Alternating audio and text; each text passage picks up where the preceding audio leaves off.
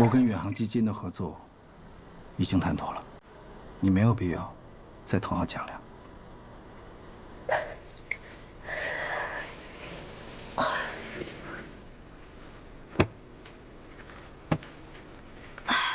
合作才刚开始，以后的路还长着呢。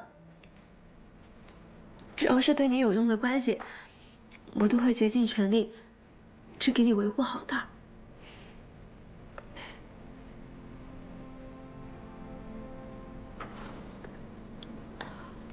我觉得自己真的很没用。许愿真的很厉害，漂亮，聪明，又有能力。蒋云那么高高在上的一个人，我连找他说话的勇气都没有。许愿3言2语就把他搞定了，我真的越来越能感觉到为什么他这么吸引你。我真的比不上他。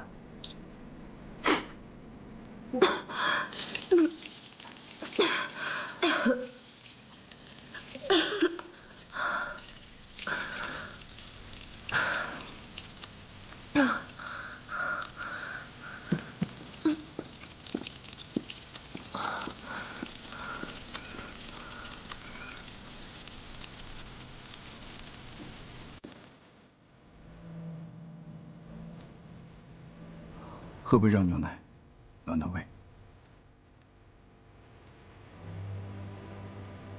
谢谢，浩明哥。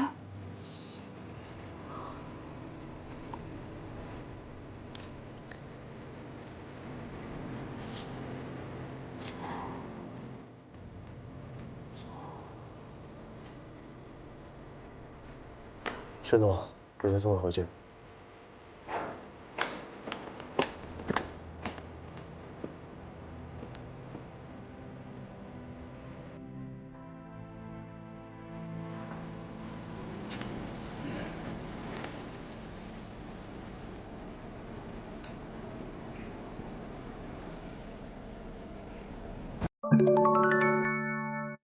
小葵花小儿肺热咳喘口服液，清肺热治咳嗽，时刻耀眼的小葵花邀您精彩继续。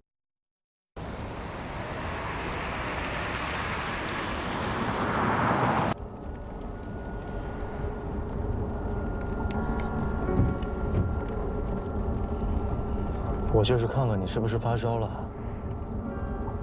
你们什么关系都没有，别以为对我好，我就会心动。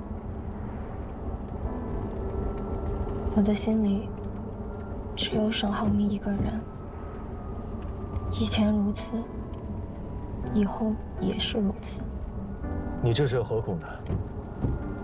他有妻子有家庭，夫妻感情又很和睦，你和他之间是没有可能的。这就不用你操心了。我和他之间有着割舍不断的关系，外人不会明白的。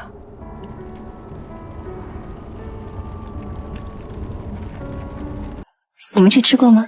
此话一出，许岩丝毫不紧张，因为他早已做好准备。为了迎接这场见面，他还不惜带着2人出国实地考察，而效果也是极好。女人应付自如，直接说出了那家饭馆的名称，还指出了沈母话中的试探。那家是川菜馆，没有北京烤鸭的，招牌菜呢是麻婆豆腐。可尽管如此，沈母还是不敢随意相信，因为这些信息随便查一下就能得到。接着他询问许岩父亲的工作，质问为什么自己上次去学校的时候没有看到他这个所谓的教授，而且在网上也查不到他的信息。许岩父亲一时间不知道该怎么回答，赶忙看向许岩。一旁的许岩丝毫不慌的答复，父亲平时是不授课的，只是担任校内研究所的研究员，所以可能国内的百度上确实查不到。说着又拿出自己假造的简历，更是拿出提前准备的许多著作，而书上的签名也是许岩提前找原作者签名，让贾父亲练了许多遍。而这个原作者的女儿是他的大学同学，人家也正好在这个大学的研究所工作，这个名字也是顶用了人家的身份。他之所以这么做，是因为他和沈浩明恋爱后，第一次来到沈家，就被沈母的朋友来了个下马威。我们家布丁啊，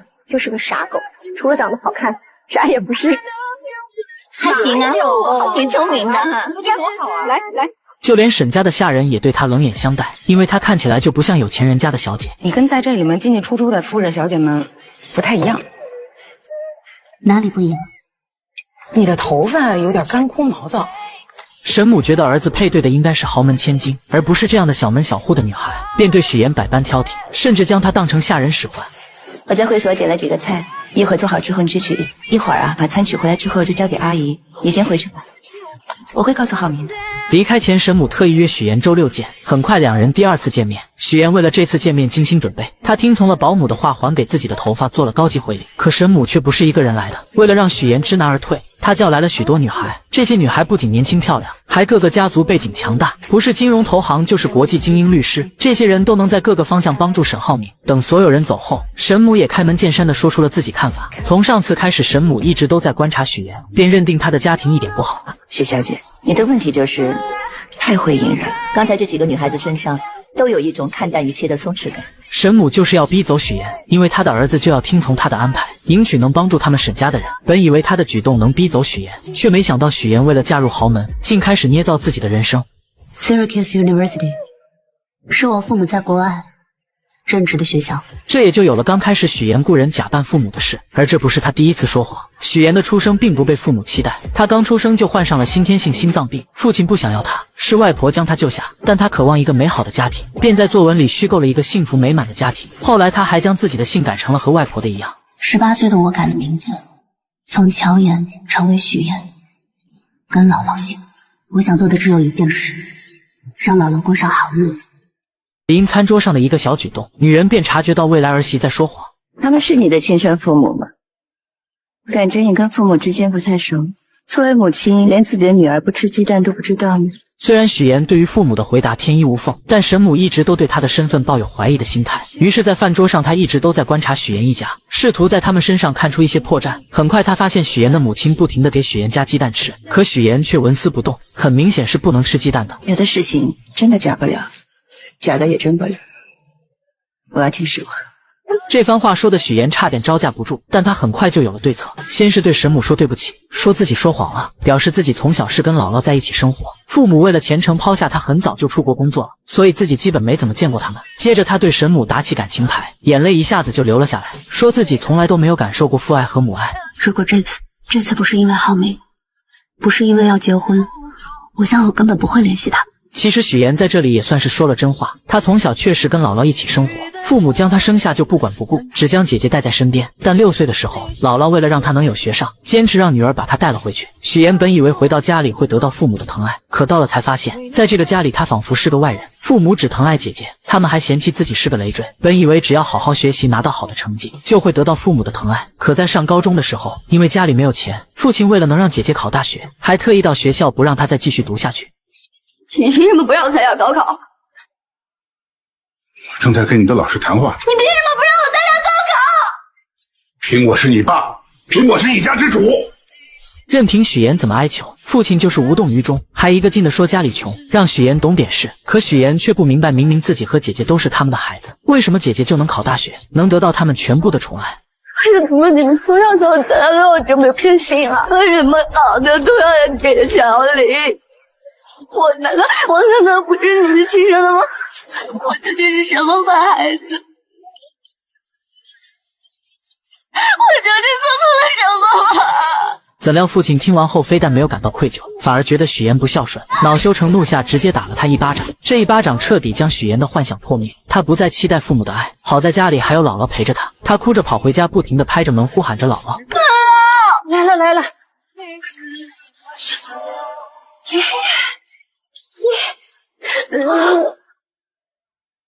许岩抱着姥姥，发誓一定要让她过上好日子。自此后，许岩一边读书一边打工兼职，毕业后顺利进入了一家电视台当策划，但他的目的是当一名主持人，奈何没有人脉，只能一步一步往上爬。而没有背景的他成为主播的发泄筒。为了保住工作，许岩只能忍气吞声，但很快事情就迎来了转机。在一次采访中，他结识了一名超级富二代沈浩明，男人帅气多金又体贴温柔，见他很冷，直接关掉了空调，宁愿自己热得脱衣服也没有一句怨言。会议结束后，许岩因为发烧直接晕倒了，沈浩明赶忙将他接住。等等许岩醒来后，看见了自己手上的卡通创可贴，心里顿时暖暖的。这是许岩除了姥姥以后第一个对他有善意的人，所以不免对眼前的男人产生了别样的感情。刚才护士拔针之后，我怕你积血流血，所以帮你贴了创可贴。经历过这次后，两人接触久了就慢慢在一起了。沈浩明更是带着他回家见父母，可沈母却对他不满意，处处刁难他。而为了嫁入豪门，许岩不得不捏造身份，将自己打造成白富美。可身在豪门的沈母对许岩的身份很是怀疑。一顿饭后，他开门见山地询问许岩。许岩见状，为了圆谎开始卖惨，而他说的一切都是真的，只有眼前的父母和身份是假的。他的卖惨也成功打破了沈母的怀疑。父母也有父母的难处。还花费了好几个月的工资，好不容易买了一条名牌围巾送给未来婆婆，怎料婆婆连看都没有看一眼，还纵容自己的好姐妹羞辱她。许小姐，你搞错了，你未来婆婆平时喜欢的基本上都是纯色款。马总啊，如果他平时都没怎么留意过，又怎么会知道呢？哎呀，那就要注意呀，要不然将来还是会出洋相的。听完这些话的沈母更是没有理会许岩，直接跑过去跟狗一起玩。此刻的许岩站在这里无比的尴尬，好像自己连这些狗都不如。自从许岩和沈浩明相恋后，第一次感受到了被坚定的选择和爱。但身在名利场，她不仅想要借助男友跨越阶层，还想跟男友有一个未来。她的原生家庭并不好，父母疼爱姐姐对她弃之不顾，她也想拥有一个幸福美满的家庭，所以她花费很多心思来讨好未来婆婆，不仅捏造名媛千金人设，还卖惨以此来获得沈母的信任。可沈母打心眼里对许岩的身份有所怀疑，便通过各种办法小心试探着她，想要查出破绽，可每次都被许岩巧妙化解，让她觉得许岩这个女孩子十分聪明，很难对付。这天她正在跟朋友们一起遛狗，许岩过来后，她就开始端着架子什么也没有说，让自己的朋友们将许岩羞辱了一番，接着就去逗狗，将许岩独自晾在一旁。我觉得这个女孩各方面品味都不行，你再考虑考虑，别急着结婚期。而许岩第一次买奢侈品就被嘲笑，对此很是无奈，于是他趁和保姆出去买菜，问问他沈家人的爱好，迫切想要从中获取一些信息。可保姆因为上次和他说话被沈母发现，早就被叮嘱过，什么事情都不敢跟许岩说。但这一趟他也没有白来，在保姆口中得知，沈浩明之前交过好多女友，但都因为沈母不满意，再加上他那些好姐妹在背后出招，就把这些女孩通通赶走了。许岩一听瞬间明白，要想攻略未来婆婆，就要先融入她这些好姐们的圈子里。自此后，许岩便开始对这些豪门阔太们马首是瞻。他们在打球，自己就在旁边捡球跑得很欢，根本不知道人家正坐在一旁讨论他。我看这姑娘不显山不漏水的，还挺有成绩。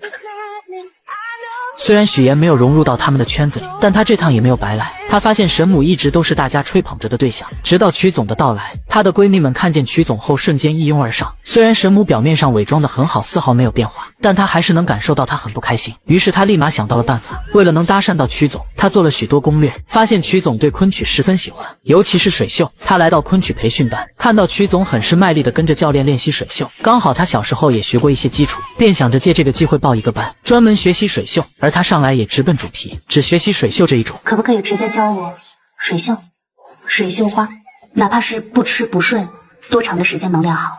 最快也得1个月。自此后，许岩很是努力，在教室练习，在家里练习，工作的时候也在练习。功夫不负有心人，他的努力终于被曲总看见。曲总看到这个小姑娘练得很刻苦，而且零基础就很好，忍不住想邀请许岩来参加自己举办的昆曲大赛，还向她请教水袖花的技巧。随着两人相处逐渐熟络，许岩也偷听到她最想要的资源，那就是莱茵国际学校的入学名额。她灵机一动，找到沈母的闺蜜美玲姐帮忙，因为美玲姐有莱茵校董的人脉，而她的丈夫也需要曲总丈夫的投资，所以她建议美玲姐带着校董来参加自己的节目，她则跟曲总牵桥搭线。一切准备就绪后，许岩又找到曲总邀请他参加，告诉他这档节目不仅莱茵校董会去，自己还给他量身定制了昆曲环节，这让曲总很是心动。节目开始后，许岩更是利用节目环节帮助3个各需所需的人建立关系，而这档节目播出后效果也是极好，收视率一路飙升，许岩也拿到自己梦寐以求的主持人位子，而他更是将利益最大化，来到沈家给足沈母面子，给她的好闺蜜们名额上节目，并且将这些好的事情都推给沈母。沈母听完后很是受用，觉得许岩很是有格局，第一次让他坐到自己身边。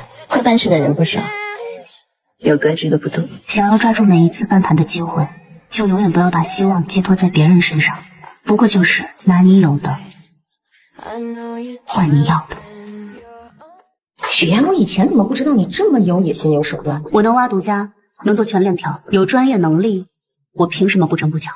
我从来不觉得有野心有手段是句坏话，就当你在夸我了。原来许岩通过策划的家宴节目，收视率一路飙升，不仅得到了梦寐以求的主持人位子，还不用看电台一姐的脸色，可对方却很不服气，认定许妍就是靠富二代男友才有的今天，甚至以前辈的身份提前来抢许妍的化妆时间。许妍不想为难化妆师，便让她先化妆，可孙思维却不依不饶，嘲讽许妍就录了一次节目，就以为能和自己平起平坐了。许妍听完后并没有生气，而是拿出自己的成绩，表示不仅仅是这个节目，还有其他节目邀请她，而且自己的节目播的时候平均收视率是4，孙思维的却是1，谁有实力这不是很明显？孙思维听完后瞬间破防，嘲讽许妍要不是绑上了个富二代男友，怎么可能会有这样的收视率？还造谣许妍的策划案是不是都是男朋友买的？但许妍丝毫没有生气，而是微笑着对了回去，气得孙思维直接摔了化妆刷。可他明明记得许妍刚来公司的时候，家里只有一个姥姥，什么时候有一对父母在国外，还成了高知家庭。小助理觉得许妍有没有可能是富家千金隐瞒身份，勤工俭学体验生活？毕竟她要嫁的还是建筑业的太子爷，身份肯定是经过调查的。但即使这样，孙思维还是对许妍的身世抱有怀疑。另一边，沈浩明来接许妍，许妍很是高兴，还让他帮自己选一下下一次节目的菜系。而沈浩明为了庆祝他成为主持人，特意挑选了一串珍珠项链给他戴上。但许妍却表示自己最想做的就是新闻主持。沈浩明听完后鼓励他，既然想要就努力去做。可许妍深知自己跟男友的出身不同，她根本不会体会到自己一路的艰辛。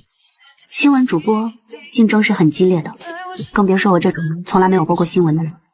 男上家来的。对于别人或许很难，但对于你，我一直对你很有信心。我总觉得你可以把不可能化为可能。两人现在看似幸福，但许妍内心却无比纠结。如果男友知道自己的身份后，还会不会像现在这样对自己？隔天，许妍来到沈家，无意间在电视上看到自己的亲生父亲，瞬间就起了生理反应。但为了不让沈家人看出异样，她只能强忍着内心的不适。这时，沈父询问她知不知山西的大云县，许妍直截了当的承认，并且说自己姥姥就是那里的人。现在大云县发展的非常不错了，是的，变化挺大的。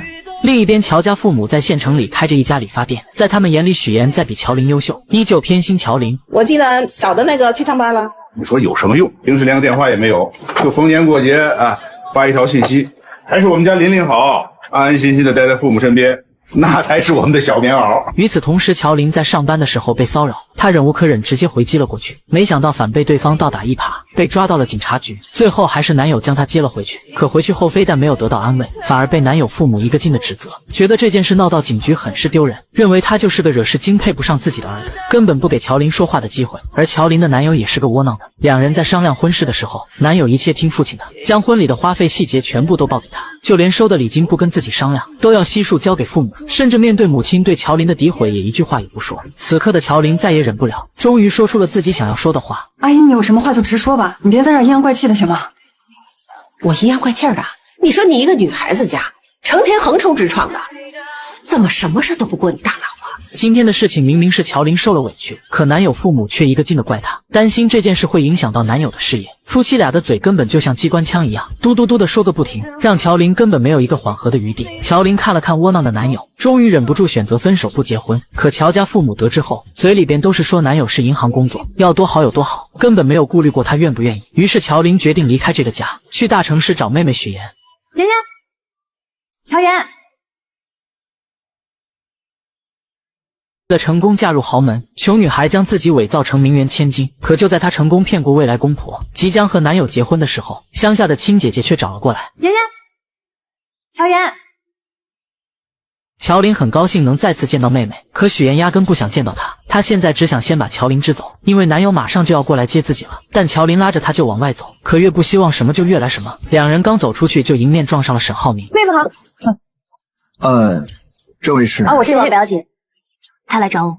乔琳没想到妹妹竟然告诉男友自己是她的表姐，但她并没有当面拆穿。随后许妍将沈浩明支走后，带着乔琳来到酒店。乔琳再也忍不住质问许妍，为什么不跟男友说自己是她的亲姐姐？我和姥姥落在一个户口本上，我姓许，不姓乔，所以从一开始你就应该知道，我的亲人只有姥姥。乔琳听到妹妹说的那些话，心里不伤心是假的，但她是既得利者，根本不知道许妍这么多年来所受的苦难。在她眼里，许妍就是乔家的一份子，是她的亲妹妹。可自从乔家父母将所有宠爱都给了她后，许妍就不再对那个家抱有希望了。而乔琳也没有想到妹妹会对自己这么抵触，要是知道她他说什么也不会过来找他。现在没有外人在，许妍也懒得装，直接说明自己并不欢迎这个姐姐的到来。如果她只是待几天就走的话，自己能做到现在这样已经仁至义尽了。希望乔琳能够识趣自行离开，因为她没有义务照顾这个不是亲的姐姐。说完就走了，但临走前再次强调了自己现在姓许，我姓许，许妍。乔琳听到妹妹说这些话很是震惊，心里边就以为她是绑上了有钱的男朋友，想要赶紧撇清自己这个贫穷的亲戚。下了电梯后，许妍给姐姐转了1万用作这几天的开销，乔琳二话不说心安理得的收下了。在回去的路上，许妍想起小时候的事情，她的出生就不被期待，父母生完姐姐后想要再生个男孩，可自己偏偏是个女孩，还患有先天性心脏病，父亲嫌她是个累赘不想要，是姥姥一把屎一把尿将她带到了6岁。后来因为到了上小学的年纪，爸妈迫不得已才把她给接了回去。就在他以为能得到爸妈的宠爱时，看到的却是他们对姐姐的爱。家里煤气罐没有关闭，姐姐和自己都晕倒了，但是爸爸却选择救姐姐。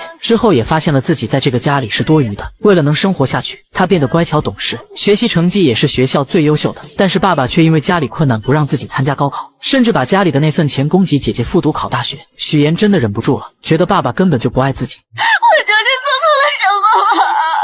我不明白。我不明白为什么你们要一次一次的证明你们有多么不爱我？为什么？我为什么要成为你们的女儿？小时候的许妍根本就不明白自己到底做错了什么，为什么所有人都不爱自己，自己只有姥姥。爸爸的那一巴掌打在她的脸上，许妍觉得自己真的是被亲人抛弃的人。她跑着回家找姥姥。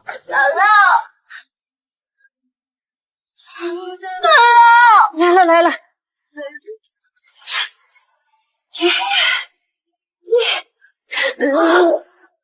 其实姥姥也知道自己这个孙女受了很多的苦，就这样奶孙2个人相依为命过了很多年，直到渐渐长大，许妍还是不想回到那个令人痛苦的家里面。突然一通电话将许妍的回忆拉回了现实，原来是沈浩明邀请她来看自己培养的花。许妍听着沈浩明说面前的这朵花，因为一生只开一朵，所以说需要前期不断的经历挫折和打磨才能够绽放出更美的花，这让她觉得沈浩明就像自己要拼命绽放的花一样，自己无论付出怎样的代价，只要能跟他永远的在一起，一切都是值得的。可现实真跟他想的一样吗？这个绝对是他生命的绝唱。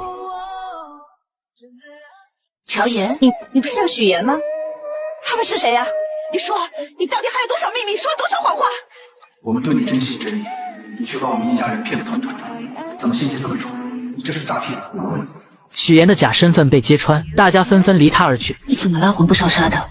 好在这些只是许妍的幻想，原来许妍和2家父母刚试完礼服回来，就看到亲生父母找了过来。此刻的她想要逃离这里，脑子里幻想到了自己被揭穿身份的下场，这才发生了开头的那一幕。但就在乔家2老要发现许妍的时候，沈浩明突然说公司有事，将父母支走了。等沈家一行人走后，许妍将父母拦了下来。刚才那个招手的是金达集团的沈总吧？2位是？我们是他爸妈，我们是婚庆公司的。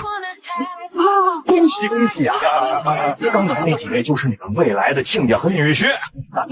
2口子听完后不敢置信，女儿竟然要嫁给金达集团的太子爷。许妍对2人已经不抱希望，她直截了当说自己马上就要结婚了，但不打算邀请他们参加。乔母气急之下怒骂姐妹俩，一个要悔婚，一个要结婚，都不跟他们商量，是当他们做父母的不存在吗？乔爸更是指责许妍，现在要嫁给有钱人了，就瞧不起亲生父母了吗？可许妍根本不想理会他们，只是说她和姥姥在一个户口本上，只有姥姥才是自己的亲人。乔爸从来没有考虑过，到底因为什么女儿会变成现在这样，只是一味的站在道德的最高点上指责许妍，最后更是表示自己就当没有她这个女儿。许妍对此早已麻木，姐姐悔婚跑出来，他们就能包容，专门来一趟接她回去，看她住在群租房，就心疼的让她回去，担心她没学历、没背景、没人脉，在大城市里活不下去，甚至支持她回去考公务员。可他们从来没有想过独自在大城市打拼的许妍，来了后也只是一味的指责，没有关心她一个人是怎么过来的。你妹妹有男朋友了，你知道吗？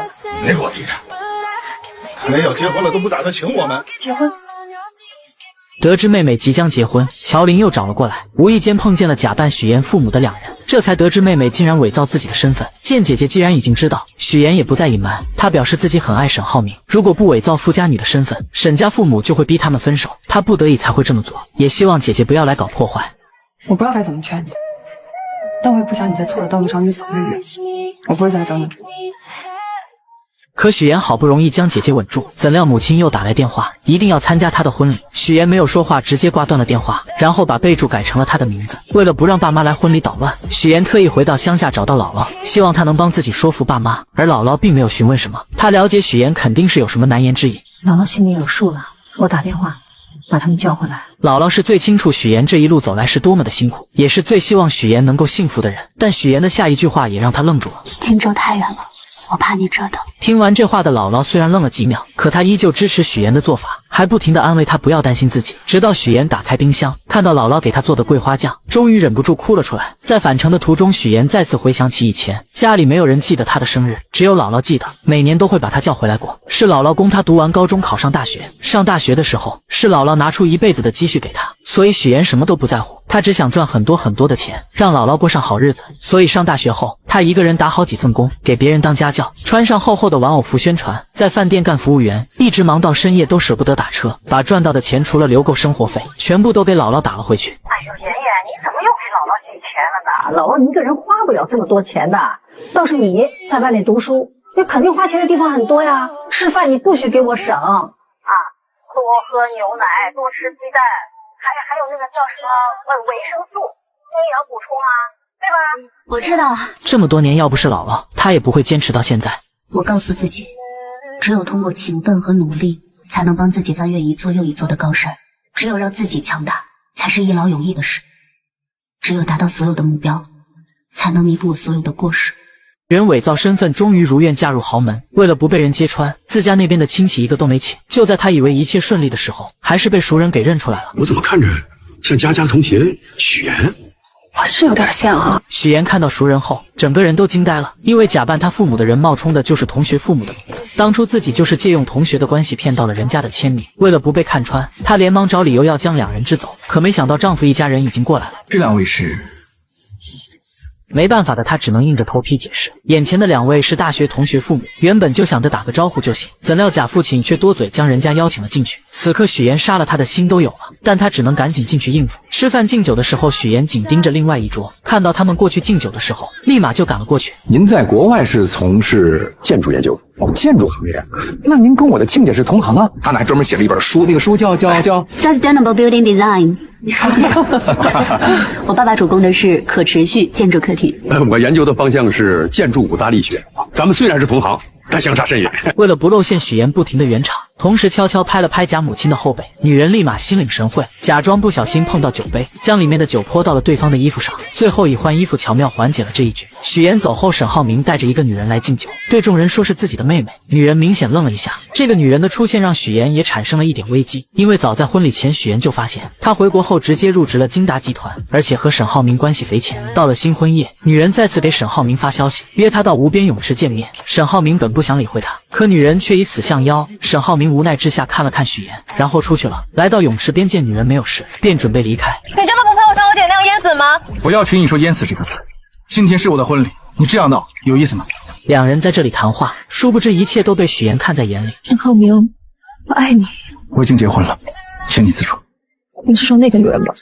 你别以为她是什么纯情小白兔，她一见面就跟我装亲热装姐妹，不就是想知道我们什么关系吗？许妍就这样默默看着女人对沈浩明表白，脸色很是平静。隔天，沈浩明和许妍准备去度蜜月，白莲花又出来恶心许妍，说以前沈浩明带着她去过好多地方，吃过好多餐厅。许妍丝毫不示弱，直接反击回去。你浩明哥还带你去过哪些地方？麻烦你都整理好发给我。喝了酒就别进泳池，容易被淹死。女人这才反应过来，昨晚她所做的事都在许妍的掌控中。其实两人之前就有过一次交锋。之前许妍为了尽快融入到豪门生活，特意给自己报了一门烹饪课，却没想到会在这里遇到爱慕沈浩明的方磊。许妍大大方方地向对方介绍自己：我是沈浩明的未婚妻。方磊一听脸色立马就变了，但他也不甘示弱，他声称自己是沈浩明的学妹，两人曾在伦敦一起上学，而且他们两家还是世交。想用这些话让许妍知难而退，怎料许妍丝毫不退缩。16岁就认识，所以是亲妹妹嘛。不仅如此，许妍还主动跟他请教厨艺，结束后以感谢为名请他吃了顿饭。但方磊不会放过每一个可以刺激许妍的机会。在饭桌上，方磊表示他一回国，浩明哥就将自己安排进了他的项目里，还对他照顾有加。那你把工作做好，就不会麻烦他了，对不对？谁知方磊见许妍丝毫不在意这些，便主动提出做她的伴娘。许妍直接答应了，这才有了婚礼上。方磊将自己当成女主人般，当许妍不在的时候，就跟沈浩明出双入对的敬酒。可沈浩明根本不喜欢他，只将她当成亲妹妹，而他的这些小心思也都被许妍看在眼里，并没有将她放在心上。许小姐，请问卫生间怎么走啊？万万没想到，许妍结完婚后要对付的不是婆婆，而是以前那些认识她的人。既然都是同类，那更要互帮互助了。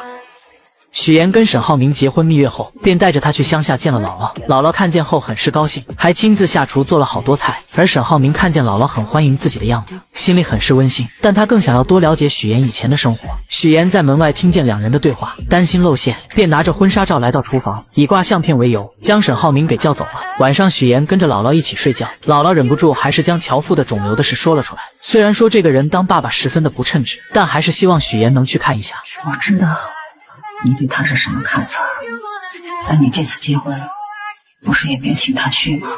他现在得了病，姥姥觉得你还是应该去看看他的。许妍听完后并没有给姥姥准备的答复，不停地找事情打岔。隔天一大早，姥姥特意邀请沈浩明一起去早市买菜，沈浩明二话没有说就同意了。一路上，姥姥不停地夸沈浩明，帮许妍说好话，而他说这些就是为了铺垫后面的那几句。如果他犯了什么错，你就多包容，行吗？姥姥认为许妍嫁进沈家肯定使用了不正当手段，所以才这么跟沈浩明说。殊不知沈浩明早已知道一切。离开前，许妍还是心软了，悄悄地给父亲了一些钱治病。回到荆州后，沈浩明给了许妍一个惊喜，送给她一座四合院，用于她工作和邀请豪姐们。许妍听完后都惊呆了，这样的人她怎么能不心动呢？而沈浩明看着许妍一言不发的样子，表示她是自己的妻子，自己会协助她完成任何的愿望。进去后，沈浩明看到上个业主给孩子量身高留下的痕迹，回忆起小时候的事情。可许妍却回想到了小时候一家人都忽略了自己，从来都是给姐姐量身高的场面。沈浩明见她失落的表情，便向许妍索要口红量身高。许妍那一刻心里便很感动，更是有很多的触动小时候没有完成的那些心愿，丈夫帮自己已经完成了。两个人深深地看着彼此，本以为日子会这么幸福下去，可许妍的对头却揪着她不放，将假扮她父亲的人找了出来，在节目上揭露了她捏造身份的事。这一次的许妍又该怎么应对呢？您和许妍认识？认识，我们很熟啊。请问你们是什么关系？照片上的这个人是不是你本人？你是不是许妍的假冒父亲？请你正面回答。还每天下班准时来专柜蹭妆。就在他化完妆要走的时候，导购实在忍不住拦住了他。你要不把你刚刚试的这些挑一个买了吧？为啥呀？我用的都是试用装。必修啦，姐姐。这外面不管是刮大风还是下大雨呢，您都会在下午5点钟准时来到这里蹭妆，还不知道的以为你在这上班打卡呢。女孩听完后表示，自己不全部试一遍，怎么知道要买哪一个色号，并且也没有规定试妆次数。刚说完，乔林就拿出试妆6次的标签。女孩见说不过，直接来句自己就不买。要是她再拦着自己就去投诉，乔林也没有办法，只能放她离开。下班，乔林回到出租屋，听到室友正在给家里打电话，而这个室友就是刚才去蹭妆的女孩。女孩省吃俭用，就是为了把钱打回家里。乔林也明白了她为啥总是去专柜蹭妆了，而她专门带了一些小样送给了女孩。隔天，乔林在整理公司货架的时候，不小心将手臂给砸伤了。可他怎么也没有想到，给他治疗的医生竟然是高中时期暗恋的校草，但当时校草喜欢的人是妹妹许妍。林一鸣，我今天来就是想告诉你，我不想谈恋爱，我现在只想好好学习，其他的事都不在我的计划里。我不会打扰你学习的，我就想跟你说我喜欢你。我不喜欢你。时隔这么多年，男人依旧喜欢许妍。他之所以跟乔林相认，就是为了问他索要许妍的联系方式，但他并没有直接要，而是借口他的伤。此刻的乔林私心是不想给他联系方式，于是自己拿起手机给妹妹打了电话。当男人见到许妍手上的戒指后，便明白他们之间已经不可能了。你结婚了？上个月。虽然有点晚了，祝你新婚快乐。最后，于一鸣失落的回去了。许妍将姐姐送回家，看到她和几个女孩子合租在一起的房子，还找到了一份工作，便明白姐姐是铁了心要留在荆州。既然如此，决定帮她换个更大的房子，希望她以后不要给自己添麻烦。乔林听完后气不打一处来，他表示今天要不是于一鸣，自己根本不可能联系他。可许妍根本没有听他说的话，隔天直接找来几个彪形大汉，强制性给乔林搬家。起初乔林极度反抗，就是不搬。不搬。你不搬？不搬。好，我忘记告诉你，新家公寓邻居是于一鸣。当听到新家的邻居是于一鸣，乔林的态度立马360度大反转，立马就搬家。许妍对这个姐姐很了解，她也知道姐姐一直都暗恋于一鸣，所以她就是故意这么做的。乔林搬过去的第一天大早就收到了于一鸣的早餐，这让她万分惊喜。与此同时，乔林的前男友妈妈调查到，乔家在商业街买了一套门面房，在他们眼里，乔家穷的叮当响，根本就没有钱买门面房，那肯定是拿他家的彩礼买的。女人觉得既然两人已经分手了，那就要把彩礼追回来。乔林男友是个窝囊的，当即就给乔林发去了消息，没想到乔林已经将他拉黑，而且电话也打不通了。气急之下，他直接来荆州找许妍，想要从他口中套出乔林的住址。请问先生，您有预约吗？没有。不好意思，我们这里没有预约，不能进。没办法的林涛只好出来碰运气，看能不能碰到许妍。巧的是在餐厅碰见了许妍，正在拜托于一鸣照顾乔林。乔妍，你为什么让他照顾乔林？这谁呀？此刻的林涛认定乔林悔婚，就是许妍在背后挑唆的。他恼羞成怒下，在餐厅大吵大闹，甚至要对许妍动手。好在于一鸣在场推开了他。就在这时，许妍发现自己的死对头过来了，急忙找个借口把林涛给带走了。孙思维看到这一幕，本想着看能不能挖出点许妍的把柄，可于一鸣根本不理会他。与此同时，许妍将林涛带到另一家餐厅，告诉他既然两人已经分手了，那就不要再去找乔林了。至于彩礼钱，自己会帮姐姐还。这准是彩礼的事吗？我要的是人。我不知道。行，不说是吧？那我就天天来，我上你们单位去要人，上你婆家去要人。你不是嫁得挺好吗？我让他们了解一下，你到底在外边干了些什么见不得人的事儿。你嘴里没句实话，你不是嫁得挺好吗？我让他们了解一下，你到底在外边干了些什么见不得人的事儿。随便你。面对林涛的威胁，许妍丝毫没有放在心上，直接离开去找姐姐乔林，将这件事告诉了她。乔林觉得这家人是真的很奇葩，既然他想见自己说清楚，那就见面打死他。许妍见姐姐只知道使用武力，劝说她不要这样做，既然跟林涛分手了，那就跟过去一刀两断。昨晚他跟林涛聊过了，他在乎的是乔林对自己的感情是否忠诚，但他的父母在乎的无非就是钱，只要把钱给出去了，就算林涛想来荆州闹，他父母也不会同意的。谁知乔林听完这些后依旧要自己解决，可许妍等不了，等到你筹好钱的时候，他就会把这件事情闹得人尽皆知了。到那个时候，我的单位、沈家，所有人都会知道。我还以为你是在为我着想呢，原来是怕自己谎言被拆穿了。就在两人讨论这件事的时候，殊不知沈浩明也知道了，他默默地帮许妍处理，让助理调查林涛的工作情况和人际关系。不出半天，林涛父母的银行卡就收到了一笔钱，如许妍所料，钱一到账，他们就打电话让儿子回来。可林涛就是不听，非要见到乔林了解事情真相才肯回去。但通过沈浩明的发力，隔天银行就把林涛给叫回去了，还以他优秀为由，要给他增加工作任务。领导的这波夸奖让林涛有些丈二和尚摸不着头脑，同时意外的还有许妍。以林涛的性格，我原以为他会不依不饶，没想到这个人突然就消失了。不久后，许妍无意间发现沈浩明为了向父亲证明自己的实力，正在急于促成一项合作，可合作方十分瞧不起他这个太子爷，迟迟不肯跟他合作。许妍看到沈浩明闷闷不乐的样子，心里很不是滋味。晚上，他就把沈浩明带到泳池边，给他的秘密基地添了一盏灯，不停地开解他，希望他可以将自己的坏情绪和心烦的事情都说出来。经过许妍的开解，沈浩明这才露出了笑容。于是为了能够帮到丈夫，隔天许妍就约婆婆的闺蜜美玲姐打听合作方黄总的情况。从美玲姐口中得知，这个黄总很疼老婆，可几年前老婆得了重病离世，之后就一直都没有再娶，还将对妻子的亏欠弥补到了岳母身上。这些年一直都尽心尽力地照顾着岳母，可岳母的性子很倔，非要住到养老院。听完这些讯息后，许妍决定先从黄总的岳母这里下手。隔天他来到养老院，捐助了好多东西，在院中的引荐下见到了黄总岳母，这才发现老太太已经患上了老年痴呆，整个人都神志不清。但许妍并没有放弃，她看到老太太搓了不少泥鳅，嘴里不停地说要留给女儿吃，这不禁让她想起小时候姥姥炸了很多素丸子让自己带去学校吃。许妍瞬间明白，她是用这种方式怀念女儿。回去后，许妍便给姥姥打视频学做素丸子，隔天带着丸子来到养老院，还给老太太讲了姥姥的故事。在许妍的陪伴下，老太太一天比一天开心，最后还将许妍当成了自己的女儿，两人在一起玩得不亦乐乎。许妍也将老太太当成了姥姥，觉得对姥姥很是亏欠，而这一切都被黄总看在眼里。没过多久，他就约见了沈浩明，夸奖他真是娶了一个贤内助。黄总，这是什么意思啊？不太明白。不是你让你爱人去照顾我岳母的吗？这段时间，你爱人许妍经常去照顾我岳母，我岳母的病情也得到了缓解，状态也比之前好了许多。难道你不知道？他没有跟我说过。那也许是巧合吧。最终在许妍的帮助下促成了这单合作，可许妍的死对头又开始搞事情了。哎，等会儿，怎么了姐？没事。这人怎么这么眼熟呢？就是个骗子，连给我提鞋都不配。就算我是骗子，我也努力让你变成像我讨饭吃的狗。爷爷，没事吧？你演什么呢？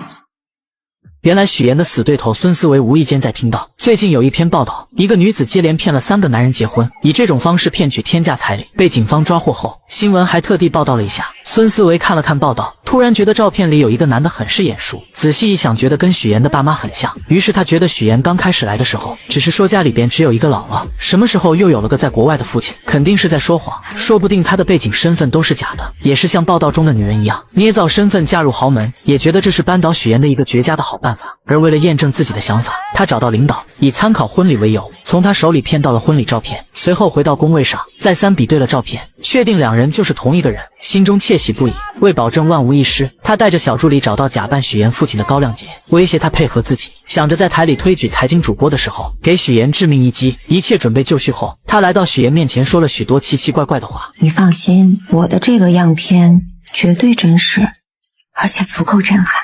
他的话许岩并没有在意，而是时刻准备自己竞争财经主持人。他的表现极为出色，评委们很是满意。隔天，孙思维特意邀请许岩做自己节目的嘉宾。许岩不知道他的葫芦里到底卖的什么药，并没有答应。可就在这时，主任出来助攻孙思维，无奈之下，许岩只好答应。节目开始后，孙思维先是向大家讲述了最近骗取高价彩礼的那个新闻，接着又请来了高亮杰。许岩看见他的那一刻很是惊讶，孙思维看见后觉得自己稳赢。他打开许岩婚礼的照片做对比，还不停地质问2人之间的关系。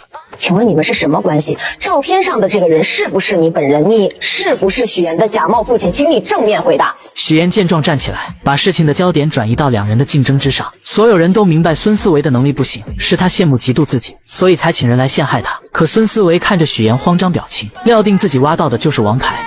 照片上的这个人是不是你？你到底有没有假扮许岩的父亲？看着孙思维在那里犀利的说话，在座的同事们也有一点震惊，此刻都在下面小声的议论。一时之间，许岩的身份就这样被大家怀疑，他也顿时被推到了风口浪尖上。而孙思维看到许岩有点慌张的样子，觉得自己这个王牌简直是太炸裂了。看到对方反应不过来的那种表情，更是到达了制高点的高兴。可他万万没想到事情会迎来反转。高亮杰临时变卦，不是，那人不是我。高先生，您这儿有块胎记对吧？啊，对，我这儿有胎记，你看这儿。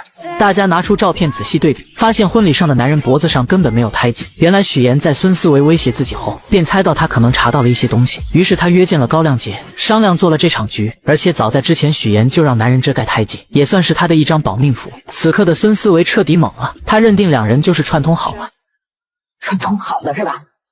这人给我做局的！我劝你冷静一点。这场闹剧就这样结束了。因为节目失误，孙思维就这样被主任停止，还失去了竞选财经主持人的机会。事后许岩找到孙思维，让他不要再想着对付自己。孙思维很是气愤，责骂许岩就是个无所不用其极的骗子，连给自己提鞋都不配。而许岩并没有反驳回去，他余光中瞥见沈浩明来了，于是他故意靠近孙思维，激怒了这个蠢货。如许岩所料，女人被激怒后狠狠扇了他一巴掌。沈浩明看见后，立马冲过来关心许岩，而许岩则换上一副被欺负楚楚可怜的模样。你演什么呢？你是孙思维？我是。通知法务部，放下所有手头工作。我爱人遭遇职场霸凌，让他们马上出方案，追究他的责任。他叫孙思维。孙思维终究为自己的蠢付出了代价，而许岩则顺利成为了财经新闻的主持人。欢迎收看财经新闻，我是主持人许岩。有女孩捏造千金身份嫁入豪门后，用自己的实力不仅帮丈夫拉到了合作，还让婆婆对她百依百顺，甚至家里的保姆都对她的印象改变。我觉得你现在跟以前不太一样了。哪里不一样？你现在啊，更像这个家的女主人。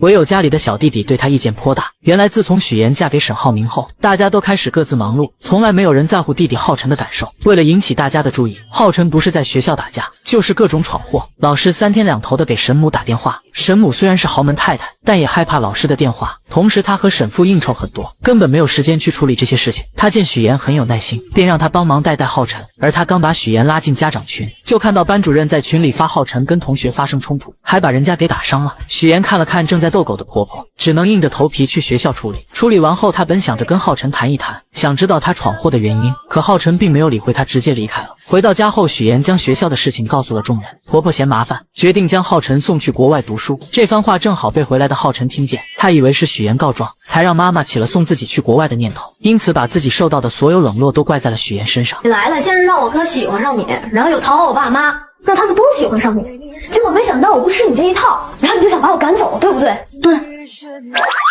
我告诉你，我是绝对不会出国的。这番话让许妍明白，小孩之前所做的那些事情，只不过想让家人的关注罢了。知道原因就会得到解决的办法。许妍表示，只要他保证不再发生今天这样的事情，自己有办法不让他出国。这又是什么招？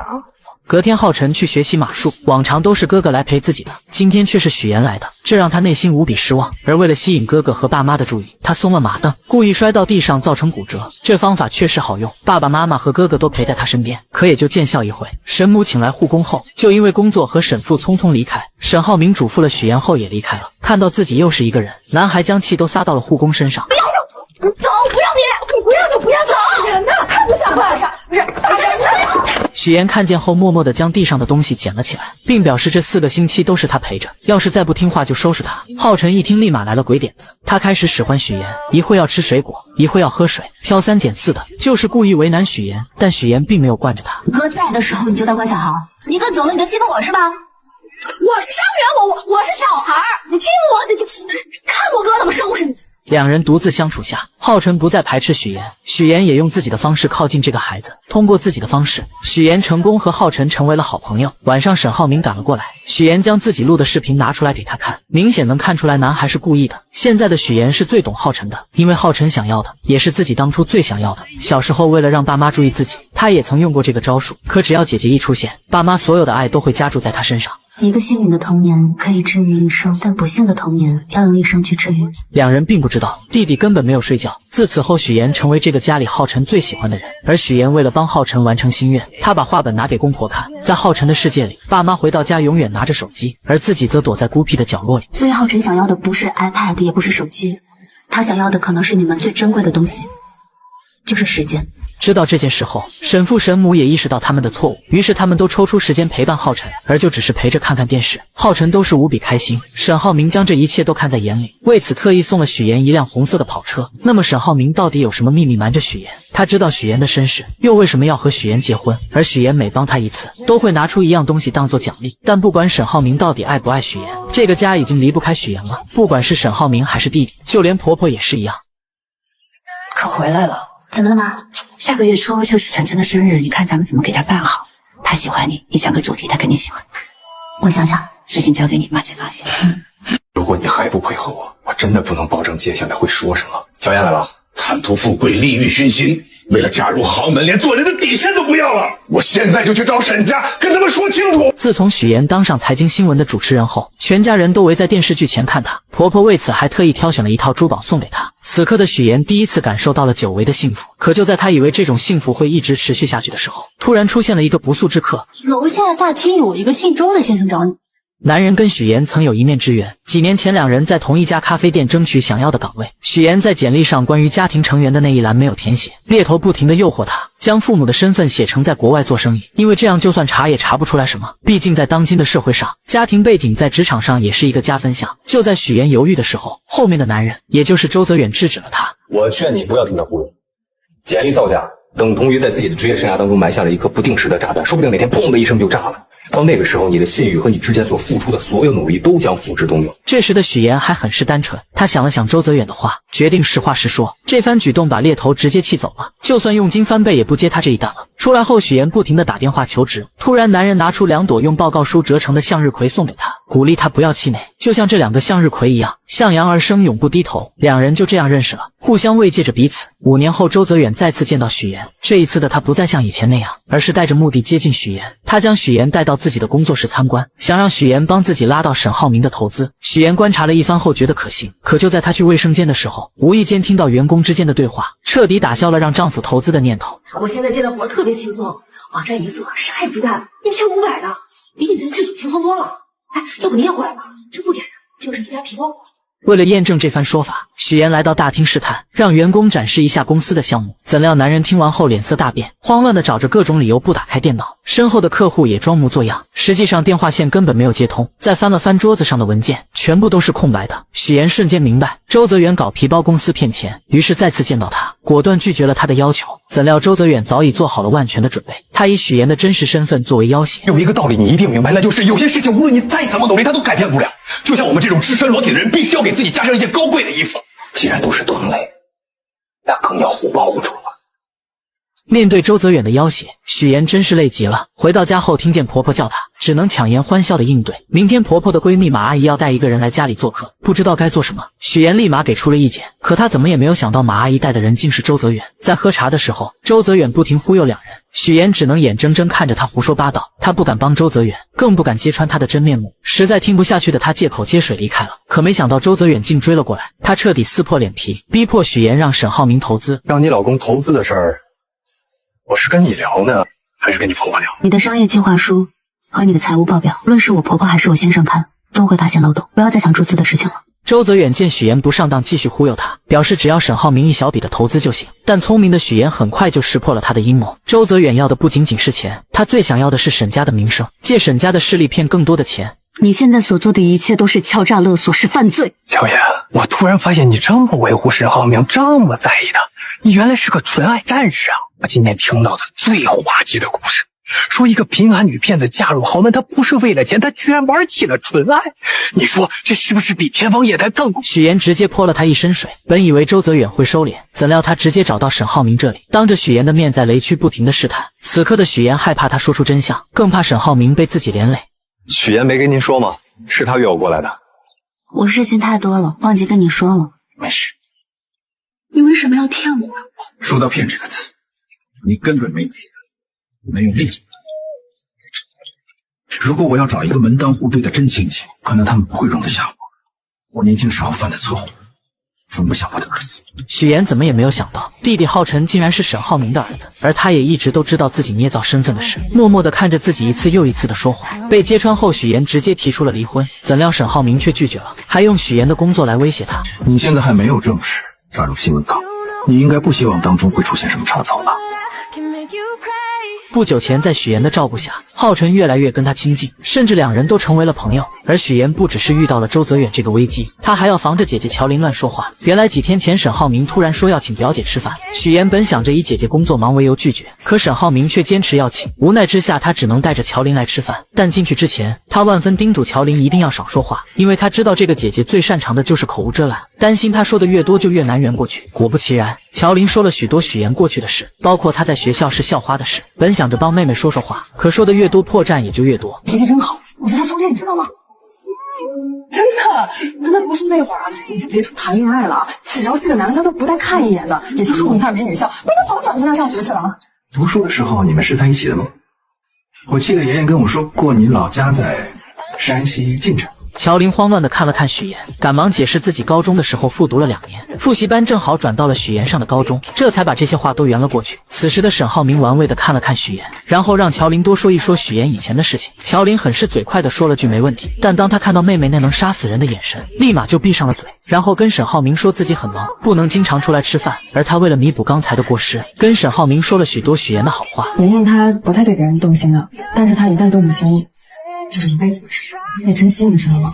这些话沈浩明并没有放在心上，因为狼来了的故事只要发生一次，他就会充满戒心。在他眼里，许岩嫁给他是为了地位和财富，什么所谓的真情，身为豪门少爷的他根本不信。可许岩却正好相反，他是因为爱沈浩明才选择说谎捏造身份，两人的立场不同，导致许岩得知真相后伤心提出离婚。吃完饭后，乔琳不停地看着许岩。来之前，乔琳咨询过律师，以许岩现在这种情况，即使以后身份暴露了，沈浩明只要是真心爱他的话，也是不用负任何法律责任的。许岩听完后心里边有些高兴，没想到乔琳也会考虑自己。两人就这样漫无目的地走在大街上，突然许岩看到旁边坐在一起听歌的2个女孩，想起小时候放学他经常会盯着 MP3 看，但因为懂事从来都没有主动跟父母提过。乔琳发现后直接将自己的送给了他，姐妹俩就这样一起听着歌回家了。现在长大了，虽然说姐姐有些没心没肺的，但还是想着自己。许妍就是这样一个纠结的人，她不想被原生家庭困住，但只要他们对她好一点，她都会释怀以前的痛苦。爸妈从小就宠爱姐姐不理她，可听到爸爸得病了，还是会留下一笔钱让她治病。密码设置的还是乔林的生日，是因为爸妈从来没有给她过生日，肯定不知道她的生日日期。姐姐来到荆州，表面上很烦她让她回去，但看到她住在拥挤的出租屋，立马就给她换了大房子，还准备了生活用品，甚至将房子租到了她喜欢的人隔壁。网上有些言论说许妍是恶女，这个观点我并不认同。我们许妍可是个心地善良的好宝宝。很快乔林的工作也上了一个台阶，公司想要选择人去总部加入销售团队。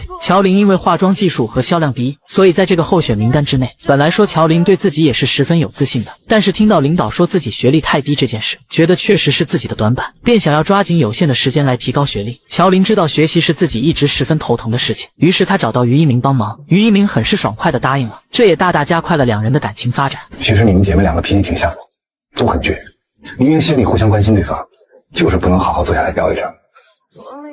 真希望你俩有一天能敞开心扉，不需要我一个说话筒。我们把你养了这么多年，你不能把你现在的错误栽在父母的头上。不会的，你们不会知道你们做错了什么。自从许妍得知周泽远办皮包公司骗投资后，便拒绝了与他合作，因为他明白，虽然周泽远只让沈浩明投资一小笔不起眼的钱，但他的目的却是借着沈家的势力去骗更多的人。可周泽远又怎肯轻易罢休？他将许妍不肯帮忙，直接来到沈浩明面前，不停地提起许妍的假父母，试图让他说服沈浩明投资他的公司。但他心里的那点小九九早就被老谋深算的沈浩明看清，他并没有继续和这个骗子谈下去。谁知周泽远又找到许妍，直接撕破那虚伪的嘴脸。如果你还不配合我真的不能保证接下来会说什么。无论你说什么，我都不会让沈浩明牵扯进你的骗局里。周泽远还是低估了许妍对沈浩明的爱，不管他怎么胁迫，许妍根本不愿配合。怎料男人见许妍这样，为了拿到钱，他往后退一步。这次他可以不要沈浩明的钱，但这笔钱必须许妍来出。我给你1晚上的时间考虑，否则我就在网上曝光你。从这之后，男人像个恶鬼，时刻缠着许妍，就连晚上都会打电话催着要钱。而这些沈浩明都明白，他早就让助理查过周泽远是个什么样的人，也知道许妍打电话的对象就是他，但他什么也没有说，只是悄悄在背地里帮许妍解决一切。经过1晚上后，周泽远并没有收到钱。一个人能无耻到什么地步？他将许妍堵在停车场，迫不及待的想要拿到钱。好在姐姐乔玲及时出现，假装打电话报警，这才吓跑了周泽远。许妍为此很是感动，姐姐还是那个姐姐，虽然从小父母偏心她，但她依旧是那个将自己护在身后的姐姐。虽然姐没什么能耐，但是妍妍你放心，只要有我在，绝对不能让你受欺负了。我揍她。谁知周泽远更加得寸进尺，这次他直接把许妍亲生父母请到了荆州，还将他编造假故事嫁进沈家的事全部托盘而出。乔爸得知后暴跳如雷，他不理解许妍为什么要这么做，为什么会变成现在这样。我乔建斌一辈子没有做过一件见不得人的亏心事，怎么养出你这样一个女儿？乔爸不停地辱骂许妍，什么话难听说什么，觉得女儿就是贪慕虚荣、利欲熏心，连做人的底线都不要，甚至要去沈家坦白真相，揭穿女儿的骗局。许妍听着父亲的谩骂一点表情都没有，因为她早已死心。在高考那年，她就已经对这对父母不抱期望了，也从来没奢望过他们能够理解自己。无论在什么时候，我遇见沈浩明这样的人，我就是会不顾一切手段，抓住机会跟他在一起。那你也不能欺骗人家。我也不想骗他，是因为从小我就知道，所有的事情我只能靠自己。许妍的话像棉花一样打在这对父母身上，丝毫没有波澜。此刻的乔爸从来没有想过他们的错，甚至觉得要不是他们把许妍接回来，他怎么会有今日？他从来不会想过许妍本该过上像乔玲一样的生活，可他的出生不被期待，只因为他不是个男孩，还患有先天性心脏病。不会的，你们不会知道你们做错了什么。听完这话的乔爸起身就要去沈家揭发许妍，乔母连忙拦住他，嘴上说着为女儿考虑的话，可这幅画面在许妍眼里却是无比的可笑。乔家两口子从来没有想过儿时的经历对许妍的影响有多大，他们也从来没有想过以前是多么偏向大女儿，他们只会觉得我养你一场，怎么到头来还成了我们的错了？是他们亲手把许妍推开，现在却又嫌弃她什么事情都不跟他们说，真是讽刺。这是在演哪一出啊？我明白了，是因为你们觉得这样的生活是应该属于乔林的，而不是我。这是说你们想要去跟沈家告发我，再从我这敲诈勒索一笔钱。你怎么能这么想？从此我们断绝父女关系，你再也不是乔家人。乔，如果真做梦，有你陪着也挺好。面对周泽远的威胁，许岩宁愿鱼死网破，也不愿将沈浩明被他拉下水。不久前，周泽远为了让许岩劝沈浩明投资自己的公司，特意将在老家的乔家两口子请了过来。乔爸得知许岩未嫁豪门，竟然捏造身份，恼羞成怒下选择跟许岩断绝关系。而许岩听到后，心里并没有任何难过，甚至觉得是一种解脱。为了封周泽远的口，他不得不把沈浩明送给他的跑车卖掉，将钱转给了他，并警告他这是最后一次，如果还会有第二次，自己一定会报警。怎料周泽远根本不满足，他想要的远远不止这一点。于是他继续用自己手中的把柄威胁许岩，而许岩丝毫不受他的威胁。眼前的男人就是个十恶不赦的诈骗犯，无论如何都不会让丈夫上当。为此，他不惜和对方鱼死网破。好，那就试试，看谁豁得出去。谁知周泽远恼羞成怒下，竟对许岩动手，而许岩也不惯着他，直接一个包击就打了过去。一下1000万，要不再来一下？就在两人僵持的时候，沈浩明打来了电话，他约周泽远下午2点去打高尔夫。这是他自己送上门的，与我无关。下午，沈浩明主动谈到注资，还提出追加投资款。许岩听着很是着急，他想方设法的阻拦，却根本拧不过心意已决的沈浩明。周泽远走后，许岩还是让沈浩明小心这份投资，因为不了解对方的公司背景，想让他再慎重的考虑一下。我希望你待在我身边，每一天都是开开心心、无忧无虑的，不是愁眉苦脸。这天过后，周泽远就消失得无影无踪，直到4个月后，许岩才知道周泽远被抓。他很庆幸沈浩明没有被骗，但是又觉得他好像跟自己之间有点距离，因为他说什么话都是欲言又止的样子。原来沈浩明早就知道一切，他让助理调查了周泽远，也知道许岩受威胁卖掉了自己送的车子。而为了让许岩不再发愁，沈浩明以代理人注资的名义，一边安抚周泽远，一边调查他的犯罪证据，让他再也没有机会威胁许岩。妍妍，如果你将来想投资，需要钱，可以直接问我要，没必要把车卖了。听见这话的许岩心里咯噔一下，很是担心丈夫是不是已经知道了些什么。没人倾诉的她，只能找姐姐乔琳。乔琳也很是奇怪，周泽远怎么莫名其妙的被抓了。许岩虽然也不知道，但他总感觉有人在背后默默的帮他。乔琳还是觉得，还是找个机会把这件事早点跟沈浩明说清楚。毕竟看着沈浩明那么爱许岩，知道后肯定会原谅的。我是想跟他说的，一直没有找到合适的机会。突然，乔琳看到了于一鸣，她跑过去将他拉了过来，跟许岩一起吃饭。于一鸣本来很犹豫，但一听到许岩也在，就跟着过来了。而乔琳也发现一件事，于一鸣跟许岩真的太不一样了，总是滔滔不绝，比跟自己在一起的时候话还多，心里无比的失落。许岩将一切都看在眼里。晚上回到家，许岩考虑再三后，决定跟沈浩明坦白。他先是试探说自己有一个朋友，在婚前隐瞒了一些事情，但现在两个人过得很好。这个朋友想要主动坦白，可他还没有说完，沈浩明就打断了他，表示只要两人的感情好，根本不需要坦白，坦白了反而会成为两人感情中的一根刺。婚姻其实不应该从原则出发的，你说呢？原则其实只是一种包装，一种说法而已。其实最后夫妻间有个好结果，才是最重要的，对不对？